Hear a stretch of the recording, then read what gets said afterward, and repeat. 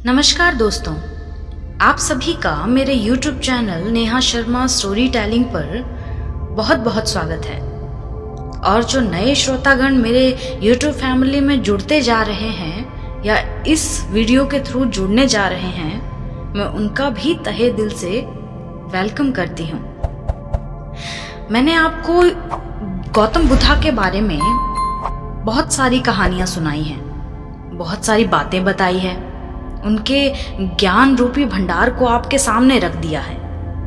लेकिन क्या आप में से कोई मुझे ये बता सकता है कि जिस पेड़ के नीचे भगवान बुद्ध को ज्ञान प्राप्त हुआ था, या ये कहूँ कि जिस पेड़ के नीचे बैठकर, जिस पेड़ के नीचे साधना करने से एक साधारण सा पुरुष, सिद्धार्थ नाम का पुरुष, ज्ञानी महाज्ञानी भगवान बुद्ध बन गए थे, वह पेड़ क्या था?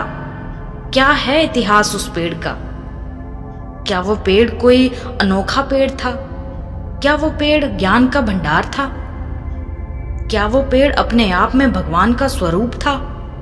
आज हम इसी कहानी के थ्रू जानेंगे उस पेड़ की दास्तान, उस पेड़ का इतिहास जानेंगे। और मैं आपको इस कहानी के थ्रू साथ ही में ये भी बताऊंगी कि क्या वो पेड़ आज भी है या नहीं। चलिए कहानी में आगे बढ़ते हैं। कहानी में आगे बढ़ने से पहले मेरे चैनल को सब्सक्राइब जरूर कर दीजिएगा। और अगर आपको ये कहानी पसंद आए या इनमें से कोई भी कहानियाँ पसंद आए तो आप अपने जानने वालों से, अपने रिश्तेदारों से, अपने दोस्तों से ज़रूर ये वीडियो शेयर कीजिएगा। दोस्तों, क्या आप जानते हैं जिस पेड़ के नीचे बैठकर भगवान बुद्ध को ज्ञान प्राप्त हुआ था, उस पेड़ का नाम क्या था? चलिए मैं आपको बताती हूँ। उस पेड़ का नाम बोधि वृक्ष था। बोधि वृक्ष के बारे में आप सबने सुना ही होगा। वही बोधि वृक्ष जहां भगवान बुद्ध को ज्ञान प्राप्त हुआ था। पहले तो आप ये जान लीजिए कि बोधि का मतलब क्या होता है। बोधि का मतलब होता है ज्ञानी पेड़, ज्ञान का भंडार। दरअसल बोधि वृक्ष बिहार के गया जिले में बोध गया स्थित महाबोधि मंदिर परिसर में स्थित एक पीपल का पेड़ है। इसी पीपल के पेड़ के नीचे ईसा पूर्व 531 में भगवान बुद्ध को ज्ञान प्राप्त हुआ था।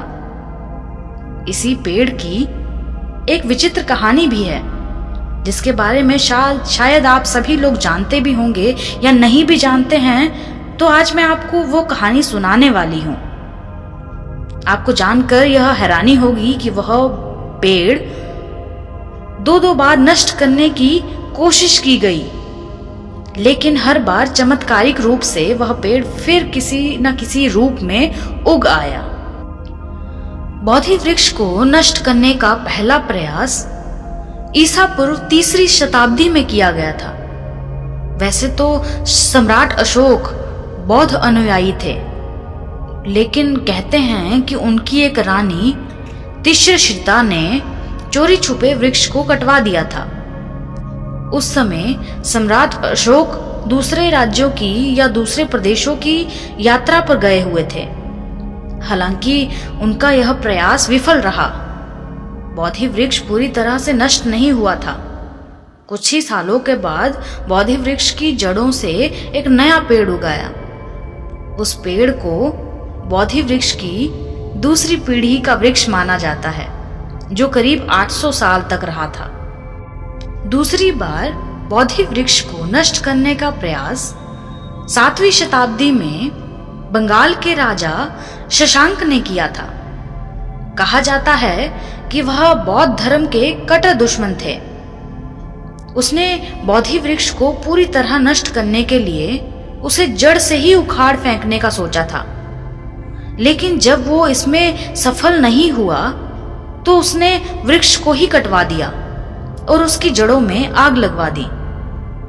लेकिन यह चमत्कार ही था, जो कि इसके बावजूद भी बौद्ध वृक्ष नष्ट नहीं हुआ और कुछ ही सालों में उसकी जड़ों से एक नया पेड़ निकल आया।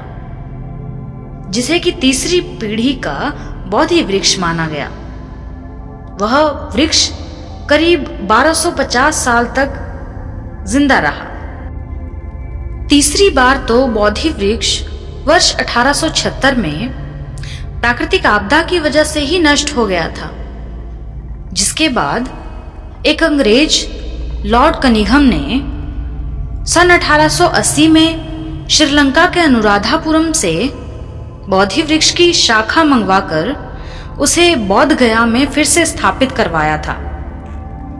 वह बोधि वृक्ष की चौथी पीढ़ी का पेड़ था, जो बोध गया में आज तक मौजूद है। दरअसल ईसा पूर्व तीसरी शताब्दी में सम्राट अशोक ने अपने बेटे महेंद्र व बेटी संघमित्रा को बौद्ध धर्म का प्रचार करने के लिए बोधि वृक्ष की टहनियां देकर उन्हें श्रीलंका भेजा था। उन्होंने ही अनुराधापुरम में वह वृक्ष लगाया था, जो आज भी वहां मौजूद है। आपको बता दें कि अनुराधापुरा दुनिया की सबसे प्राचीन नगरियों में से एक है। इसके अलावा यह श्रीलंका की 8 विश्व विरासत स्थलों में से एक है। बोधि वृक्ष की एक शाखा मध्य प्रदेश की राजधानी भोपाल और विदिशा के बीच सलामतपुर की पहाड़ियों में भी मौजूद है।